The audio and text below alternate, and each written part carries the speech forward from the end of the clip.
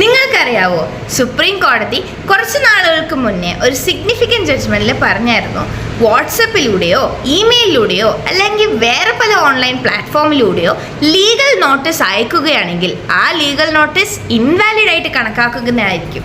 Section 41A CRPC പ്രകാരവും section 35 BNSS പ്രകാരവും ഒരു പോലീസ് ഒരു വ്യക്തിക്ക് നോട്ടീസ് അയക്കുമ്പോഴത്തേക്കും അത് ഓൺലൈൻ പ്ലാറ്റ്ഫോംസിൽ പാടില്ല. തികച്ചും ട്രഡീഷണൽ മെത്തേഡ്സിൽ മാത്രമേ ഒരു നോട്ടീസ് അയക്കാവൂ. കാരണം എന്തായിരിക്കും ഇങ്ങനെ സുപ്രീം കോടതി പറഞ്ഞത്?